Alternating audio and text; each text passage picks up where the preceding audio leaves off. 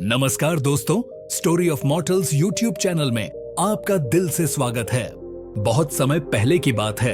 एक गांव में एक व्यक्ति जिनका नाम अमन था, बेहद परेशान और दुखी जीवन जी रहा था। अमन के जीवन में एक के बाद एक समस्याएं आ रही थीं। उनका परिवार आर्थिक तंगी से गुजर रहा था। वे अपनी बीवी और बच्चों को खुश नहीं रख पा रहे थे और खुद भी मानसिक और शारीरिक रूप से थक चुके थे। अमन का दिल टूट चुका था और उसे लगता था कि उसकी जिंदगी के अच्छे दिन कभी लौटेंगे ही नहीं। कभी कभी तो उसने सोचा कि अपनी जिंदगी को समाप्त कर देना ही सबसे अच्छा होगा। एक दिन अमन ने सुना कि गांव के बाहर एक संत निवास करते हैं, जिनके बारे में कहा जाता था कि वे कठिन परिस्थितियों में भी शांति और संतुलन बनाए रखते हैं। अमन ने सोचा कि अगर वह इस संत से मदद मांगे तो शायद उसकी समस्याओं का समाधान मिल सके। उसने संत के पास जाने का निश्चय किया।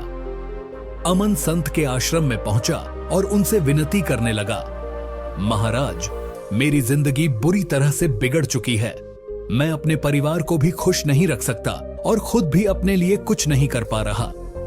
मुझे लगता है कि मेरी जिंदगी खत्म हो चुकी है। कृपया मुझे कोई रास्ता बताएं जिससे मैं इस बुरे वक्त से बाहर निकल सकूं। संत ने अमन की बात ध्यान से सुनी और मुस्कुराते हुए कहा, अमन, तुम्हें एक साधारण काम करना होगा। पास की पहाड़ी पर एक मंदिर है और उसके पास एक चींटियों का घर है। ये चींटियां हर बार अपने घर को बनाती हैं और तुमको रोज जाकर उस घर को तोड़ना होगा। लेकिन याद रखना, चींटियों को कोई नुकसान नहीं होना चाहिए। तुम 7 दिन तक ऐसा करो और फिर मेरे पास आकर बताओ। अमन को संत की बात अजीब लगी, लेकिन उसने सोचा कि वह कोशिश कर देखेगा। अगले दिन सुबह सुबह वह पहाड़ी पर गया और देखा कि चींटियां अपने घर को बनाए हुए थीं। उसने संत की बात को ध्यान में रखते हुए उन चींटियों के घर को तोड़ना शुरू किया। जल्द ही चींटियां इधर उधर भागने लगीं और उनका घर टूट गया।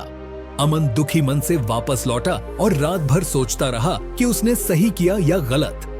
अगले दिन वह फिर से पहाड़ी पर गया, लेकिन देखा कि चींटियां उसी जगह पर नया घर बना रही थीं।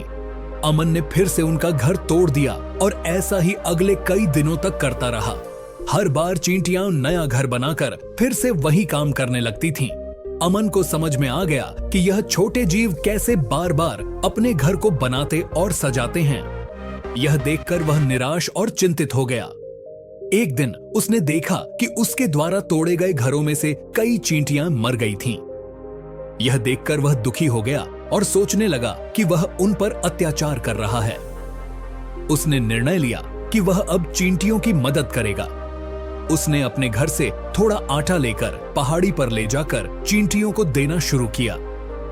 अगले 7 दिनों तक उसने ऐसा ही किया और चींटियों को अपनी पूरी क्षमता से भोजन दिया। जब 7 दिन पूरे हुए, अमन संत के पास गया और कहा, मुझे माफ करें महाराज, मैंने चींटियों का घर तोड़ने की कोशिश की, लेकिन मैं सफल नहीं हो पाया। अब मैंने उनकी मदद करना शुरू कर दिया है। मुझे लगता है कि यही सही है। कृपया मुझे अब विदा दें। संत ने मुस्कुराते हुए कहा, रुको, पहले कुछ जलपान तो ले लो।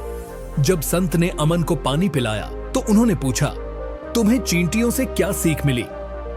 अमन ने जवाब दिया, मैंने देखा कि चाहे मैं कितनी बार उनके घर को तोड़ूं, वे हर बार अपना नया घर बना लेती हैं। वे कभी हार नहीं मानती। इसने मुझे सिखाया कि हमें भी कभी हार नहीं माननी चाहिए। संत ने कहा, सही कहा तुमने। चींटियों ने तुम्हें जीवन का महत्वपूर्ण संदेश दिया है। पहली सीख यह है कि जब कोई कार्य कठिन हो तो हमें बार बार प्रयास करना चाहिए। हमें कभी हार माननी नहीं चाहिए। यदि हम प्रयास करते रहेंगे तो एक दिन सफल होंगे। दूसरी सीख यह है कि जब हम बुरे समय में होते हैं तो हमें लगता है कि सब कुछ खत्म हो गया है, लेकिन अगर हम संघर्ष करना जारी रखें तो प्रकृति भी हमारी मदद करती है। चींटियां अपने घर को बार बार बनाती हैं और कभी हार नहीं मानती। इसी तरह हमें भी अपनी समस्याओं से जूझते रहना चाहिए। अमन ने संत की बातों को समझा और उन्होंने अपने जीवन में एक नई ऊर्जा पाई।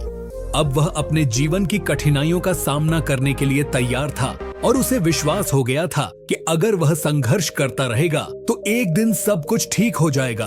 अमन ने संत का आभार व्यक्त किया और आशा के साथ अपने घर लौट आया। उस दिन के बाद उसकी जिंदगी में बदलाव आया और उसने अपने परिवार को खुश रखने की दिशा में प्रयास करना जारी रखा। संत की शिक्षाओं ने उसे जीवन की सच्चाई और मेहनत के महत्व को समझने में मदद की। इस तरह अमन की यात्रा एक प्रेरणा बन गई कि जीवन में कभी हार नहीं माननी चाहिए और मेहनत करने से ही सफलता मिलती है। आशा है आपको यह कहानी पसंद आई होगी। अगर आपको यह कहानी पसंद आई हो तो हमारे चैनल को सब्सक्राइब करना न भूलें। धन्यवाद।